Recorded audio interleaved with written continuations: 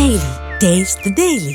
2026 பாரதிய ஜனதா கட்சி நிச்சயமாக ஒரு பலம் பொருந்திய கட்சியாக மாறி பாஜக ஆதரவு இல்லாமல் யாரும் ஆட்சி அமைக்க முடியாது என்ற ஒரு சூழ்நிலை இப்பொழுது கட்சிக்குள்ளும் தமிழகத்திற்குள்ளும் உருவாகி வருகிறது. ஏனென்றால் இன்று அண்ணன் ஸ்டாலின் மறுபடியும் போர் வாளா இருப்போம்னு சொல்றார்.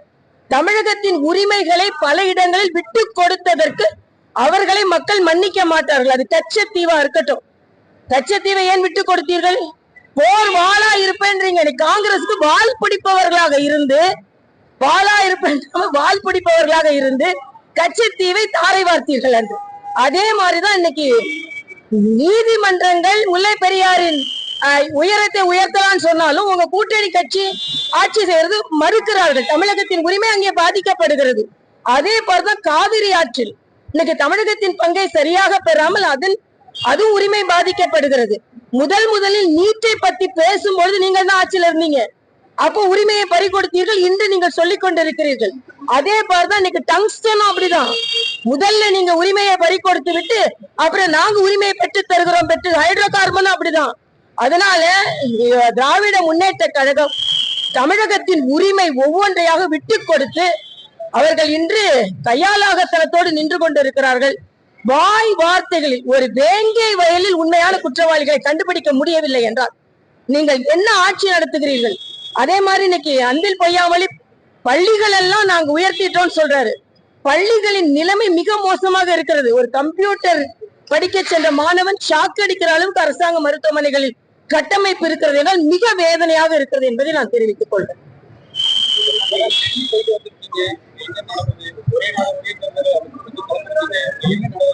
இல்ல, டெல்லி போனது ஒரே நாடு ஒரே தேர்தலை பற்றிய ஒரு விழிப்புணர்வை நாட்டு மக்களிடம் ஏற்படுத்தக்கூடிய ஒரு நிகழ்ச்சி.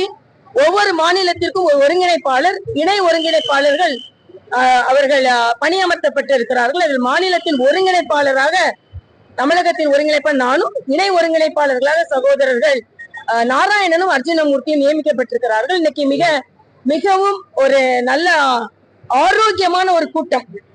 எப்படி பாமர மக்கள், கிராம மக்கள், பொதுநலவாதிகள் இவர்கள் எல்லாம் ஒரே நாடு ஒரே தேர்தல் மக்களுக்கு எவ்வளவு பலன் தரும், மக்களுக்கு எவ்வளவு பலனுடையதாக இருக்கிறது என்பதை தெளிவாக எடுத்து சொல்வதற்கு பல கூட்டங்கள் நடத்த போகிறோம், கருத்தரங்கங்கள் நடத்த போகிறோம், ஓரங்க நாடகங்கள் நடத்த போகிறோம். மக்களுக்கு உண்மை தெரிய வேண்டும் என்பதற்காகத்தான் திராவிட முன்னேற்ற கழகம் போன்ற கட்சிகள் எதிர்வினை ஆற்றிக் கொண்டிருக்கிறார்கள். இல்லை, மக்களுக்கு பொருளாதாரத்திலும் மக்களுக்கு வாழ்வாதாரத்திலும் இந்த ஒரே நாடு ஒரே தேர்தல் மிக பயனுள்ளதாக இருக்கும் என்பதை வலிமையாக பதிவு செய்ய நன்றாகத்தான் பார்த்துக் கொண்டிருக்கோம். அழகா நாங்க மாவட்ட தலைவர்களை தேர்ந்தெடுத்து புதிய ஓட்டத்தை ஓடிக்கொண்டிருக்கோம். டெல்லி தலைமை எங்களுக்கு ஆதரவாகத்தான் இருக்கிறார்.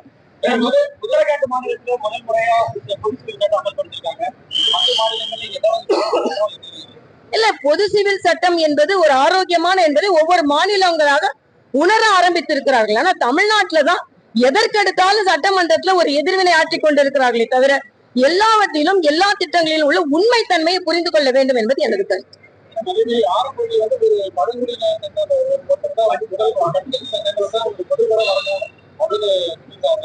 இல்ல, நாங்க ஏற்கனவே சொன்னதான். நாங்க அண்ணன் ஸ்டாலின்டே கேட்டோம், ஒரு துணை முதலமைச்சரையாவது பட்டியலின சகோதரர்கள் இப்ப கொடுத்தா என்ன அப்படின்னு கேட்டோம். அண்ணன் திருமாவளவன் கேட்க மாட்டாரு, நாங்க கேட்டுக்கொண்டு இருக்கிறோம்.